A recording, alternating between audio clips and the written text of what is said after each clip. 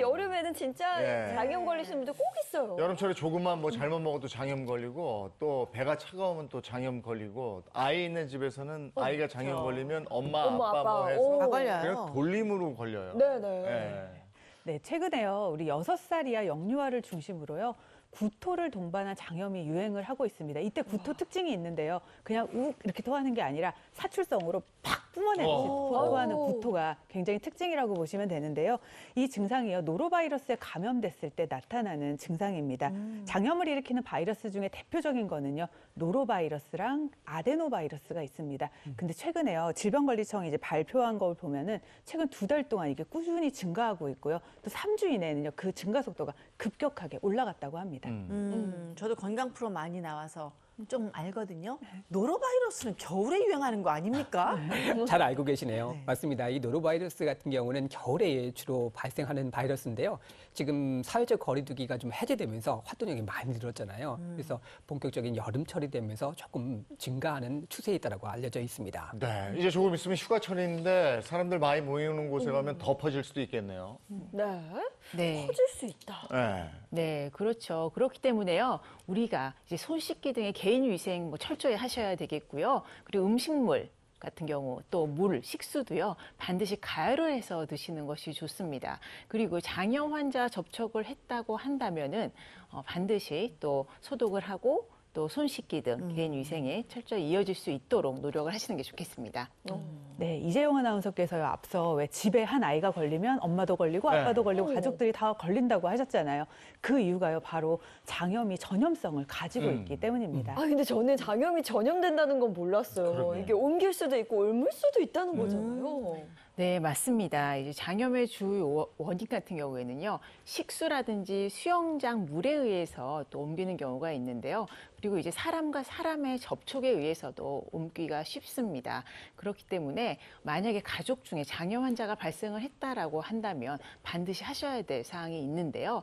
만약에 장염 환자가 화장실을 사용하고 난 후에 소독을 하시고 다른 가족들이 사용을 하시는 것을 권장드립니다.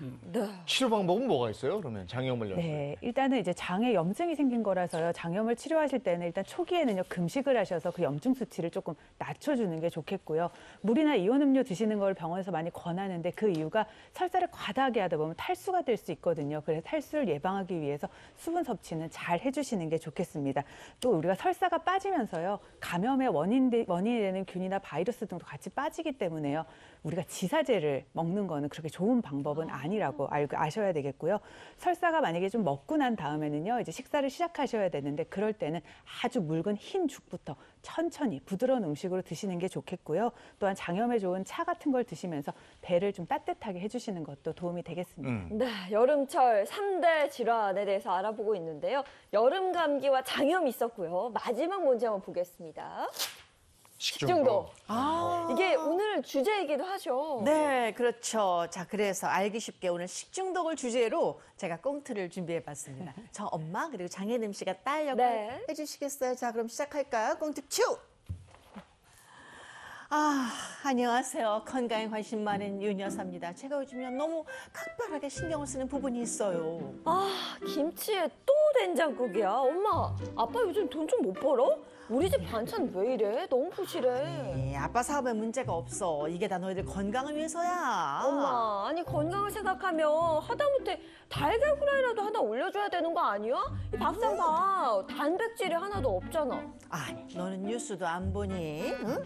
여름철 식중독 감염 1순위가 달걀이야, 달걀. 그거 잘못해서 식중독 걸리면 큰일 나잖아, 얘는. 아니 그러면 두부라도 좀 부쳐주던가요. 아이고, 두부가 얼마나 잘 쉬는데. 그래서 오늘 내가 된장국에 두부도 안 넣었어. 아이고 엄마 식중독 피하려다가 딸 영양결핍 걸리겠어. 아이고, 여름철 식중독으로 사망에 이를 수 있다는 기사를 본 뒤 저는 결심을 했습니다. 우리 가족 식중독으로부터 보호하기 위해서 문제가 될 만한 식재료를 절대 사용하지 않기로 했습니다. 선생님들, 저 잘하고 있는 거 맞죠? 아니 근데 엄마가 너무 극단적이에요. 아니 이건 뭐 건강을 위해서도 그렇고 요즘 식자재값 막 오르는데 가정 경제를 위해서. 네. 아니 근데 이 식중독 오늘 이제 주제가 생명을 위협하는 여름철 식중독입니다.